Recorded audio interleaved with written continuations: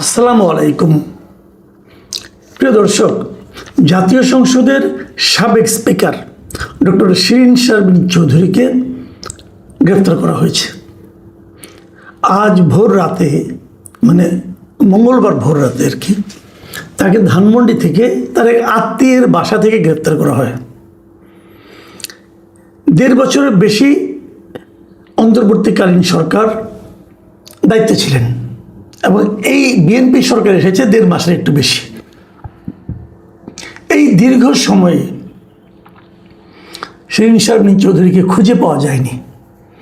যখন তাকে পাওয়া খুব জরুরি ছিল, সেটা কবে? সেটা হলো যখন জাতীয় সংসদের প্রথম অধিবেশন শুরু হয়। সেই অধিবেশন শুরুর দিন কিন্তু আগের স্পিকারকে খুঁজে পাওয়া খুব জরুরি। কারণ আমাদের সংবিধানে বলেন, সর্বত্র বলেন, এটা লেখা আছে যে নতুন সংসদ যখন তার যাত্রা শুরু করবে তখন সেই সংসদে সভাপতিত্ব করবেন পূর্ববর্তী সংসদের যিনি স্পিকার ছিলেন তিনি।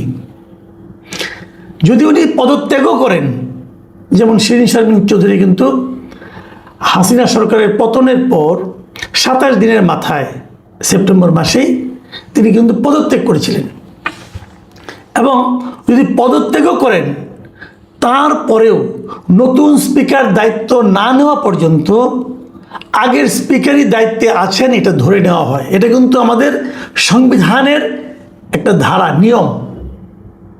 আপনি এই নিয়ম ইচ্ছা করলে চেঞ্জ করতে পারবেন না। এখন এই কথাগুলি বারবার সংবিধানের কথা বলছি কেন?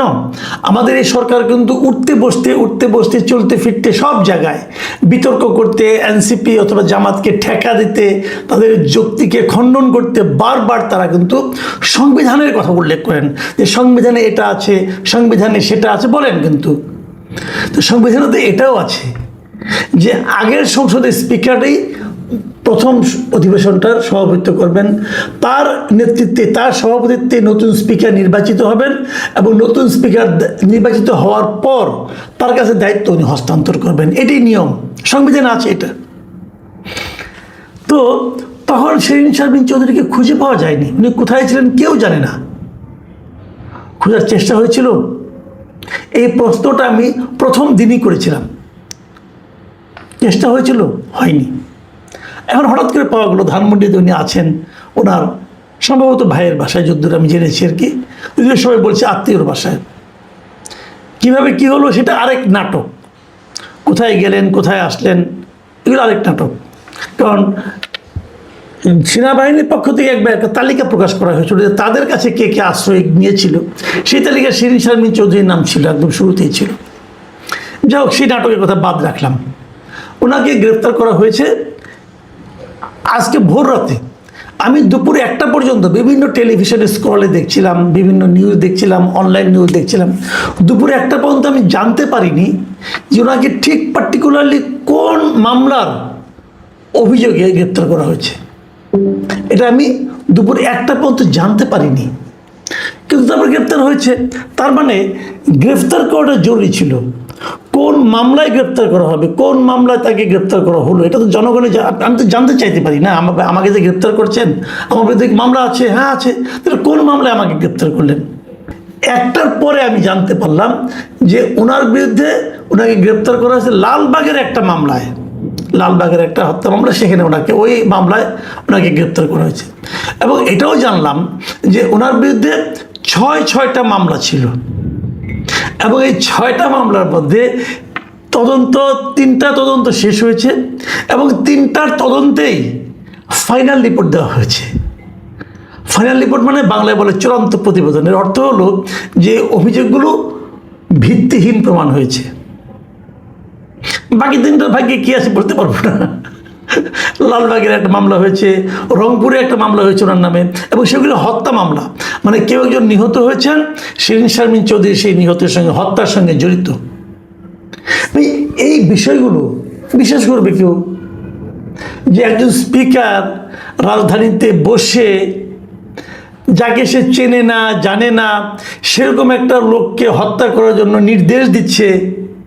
এরকম একদম মানে কাঁচা, এরকম কাঁচা গল্প কেউ বিশ্বাস করবে সত্য বলে? কেউ করবে? কিন্তু আমাদের এগুলো শোনানো হচ্ছে অনেক। এই ধরনের মামলাগুলো আসলে অন্তর্বর্তীকালীন সরকার তখন করেছিল, আমি মনে করি এক ধরনের প্রতিহিংসা থেকে।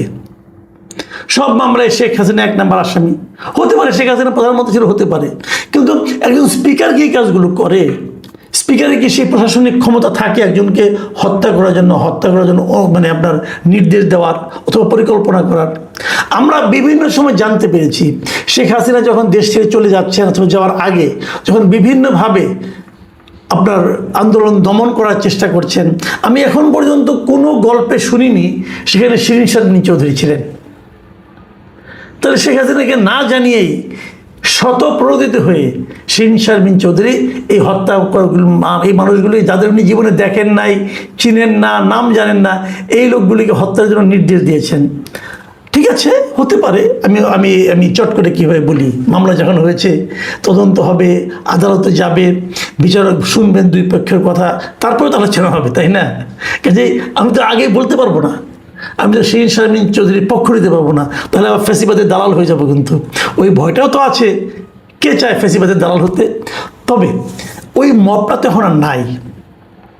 অন্তর্বর্তীকালীন সরকার যে মব ভিত্তিক যে সমস্ত কাজকর্ম করেছিল, তো সেই জিনিসগুলো তো এখন আর নাই। আমরা বিশ্বাস করতে শুরু করেছিলাম যে নাই, এবং আমরা এটাও বিশ্বাস করছিলাম যে অন্তর্বর্তীকালীন সরকারের সেই দুর্বল নাটকগুলো, এই নাটকের ধারাবাহিকতা এই সরকার অনুসরণ করবে না, এটা আমি ভেবেছিলাম। এটা ভেবে এক ধরনের স্বস্তি পাওয়া শুরু করেছিলাম, কিন্তু আমরা দেখছিটা কি? আচ্ছা, আপনি আমাদের একটা কথা বলেন, আমি একটা কথা বলি, আজকে বেশি বলতে চাই না। এই যে শিরিন শারমিন চৌধুরীকে গ্রেপ্তার করা হয়েছে, উনি তো স্পিকার ছিলেন এবং উনি অনেকদিন স্পিকার ছিলেন। আব্দুল হামিদ সাহেব যখন প্রেসিডেন্ট হলেন স্পিকার থেকে, তারপর থেকে উনি স্পিকার, এবং তারপর থেকে সেটা আপনার প্রথম দফা, দ্বিতীয় দফা, তৃতীয় দফা উনি স্পিকার ছিলেন। এবং স্পিকার হিসেবে উনি কিন্তু বেশ একটা ভালো ইমেজের লোক ছিলেন। ওনার বিরুদ্ধে খুব বিশাল কোনো দুর্নীতি, বিশাল কোনো সন্ত্রাসের রাজত্ব কায়েম করা, এমন কোনো মানে অপবাদ ওনার নামে আছে আমার কেন অন্ততপক্ষে আসেনি। আমি যেমন বলি না মাঝে মাঝে যে মির্জা ফখরুলকে আমার খুব ভদ্রলোক বলে মনে হয়, আমার কাছে ওনাকেও খুবই ভদ্র বলে মনে হতো। যাই হোক, তারপর থাকতে পারে আমার অজানা তো অনেক কিছু থাকতে পারে, আমি ধরে নিচ্ছি উনি খুবই মন্দ লোক ছিলেন। কিন্তু আপনি আমাকে একটা কথা কেটে বলেন, এই যে গ্রেফতারটা, এই গ্রেফতারটা কি এই সরকারের ইমেজকে বৃদ্ধি করবে দেশে অথবা বিদেশে? এই গ্রেফতারের মাধ্যমে কি প্রমাণ হবে যে এই সরকার আইনের শাসন কায়েম করতে যাচ্ছে? হবে? আপনাদের কি মনে হয়? তাহলে সারা দুনিয়াতে আমি তো এটা মনেই করি যে সবাই মনে করবে এটা একটা রাজনৈতিক গ্রেফতার, একটা রাজনৈতিক মামলা হচ্ছে। তো এই রাজনৈতিক মামলা যদি এই সরকার শুরু থেকেই কন্টিনিউ করতে থাকে, তাহলে আমরা নতুন কি পেলাম?